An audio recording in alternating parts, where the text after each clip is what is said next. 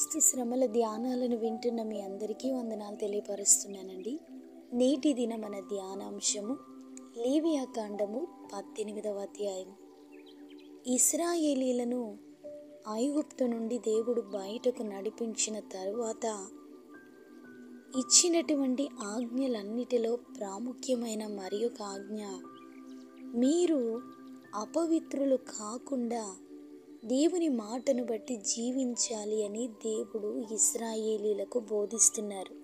నేను మీ ఎదుట నుండి వెళ్ళగొట్టుచున్న జనములు అపవిత్రులు, ఆ దేశము అపవిత్రత గలది కనుక నేను దాని మీద దాని దోష శిక్షను మోపుచున్నాను.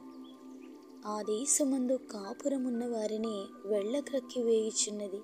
కాబట్టి ఆ దేశము మీకంటే ముందుగానున్న ప్రజలను వెళ్ళగక్కి వేసిన ప్రకారము మీ అపవిత్రతను బట్టి మిమ్మును వెళ్ళగక్కి వేయకుండానట్లు మీరు ఈ హేయక్రియలన్నిటిలో దేనిని చేయక ఈ నా కట్టడలను నా విధులను ఆచరింపవలెను. నేను మీకు బోధించిన విధి ననుసరించి నడుచుకొనవలెను అని దేవుడు ఇశ్రాయేలీలకు పాపము విషయమై అపవిత్రత విషయమై ఖండితముగా బోధించారు. దేవుడు ఇశ్రాయేలీలను నడిపిస్తుండగా వారు అనేకమైనటువంటి అన్య ప్రాంతాలలో ప్రయాణాన్ని కొనసాగిస్తున్నారు. అన్య రాజుల యొక్క సామ్రాజ్యాలలో వారు ముందుకు వెళుతున్నారు.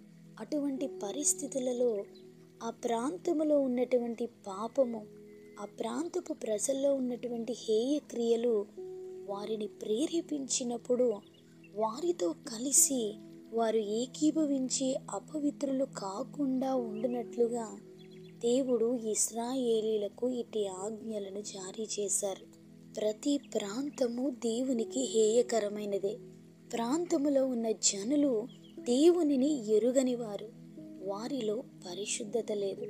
దేవుడు పరిశుద్ధుడు గనక మీరును పరిశుద్ధులయుండుడి అని ఆయన మనతో మాట్లాడుతుండగా వారు వెళుతున్న ప్రాంతంలో అపవిత్రత వారిని ప్రేరేపించినప్పుడు ఆ ప్రేరేపణలో పడిపోకుండానట్లు దేవుడు ముందుగానే ఇశ్రాయేలీలకు హెచ్చరికలను చేస్తున్నారు. మీరు పాపము విషయమై జాగ్రత్తగా ఉండాలి అని, పాపము కొరకు ప్రేరేపించే వారి విషయంలో జాగ్రత్తగా ఉండాలి అని.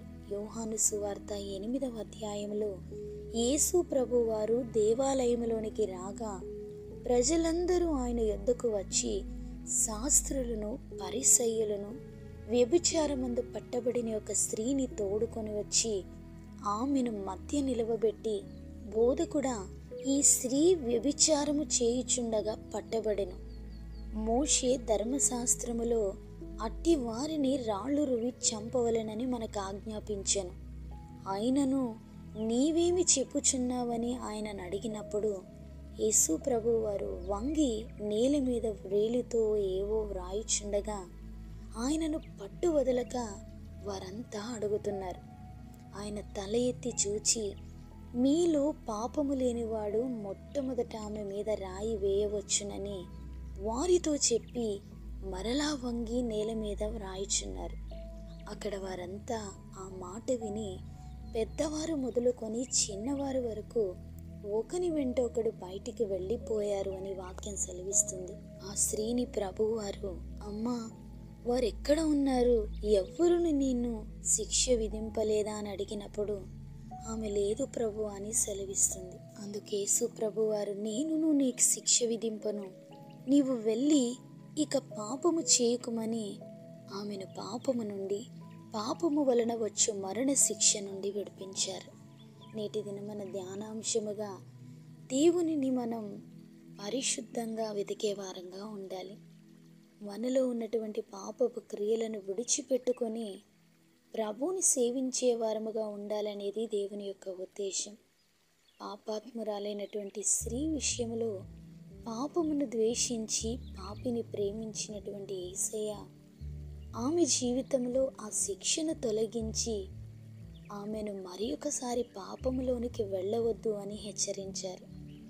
ఐగుప్తు నుండి విడిపించబడ్డ ఇశ్రాయేలీలు ప్రాంతం యొక్క ప్రభావం వలన, వారి యొక్క సంతోషాన్ని బట్టి, వారి యొక్క ఆలోచనను బట్టి వారు అపవిత్రులు కాకుండానట్లుగా దేవుని విధి విధానములలో నడవాలి అని దేవుడే వారిని హెచ్చరించారు. నేటి దినం ఈ వాక్యం వింటున్న మన జీవితంలో కూడా వారి వలె ప్రత్యేకింపబడిన వారమై మనము జీవిస్తున్న ఈ జీవితంలో అపవిత్రులముగా కాకుండా పరిశుద్ధమైన దేవుణ్ణి ఆరాధించు వారి వలె పరిశుద్ధత కొరకు మనం పోరాడి జీవించాలి. ఆ దేవుని సన్నిధి మనందరికీ తోడైండి మనల్ని నడిపించునుగాక.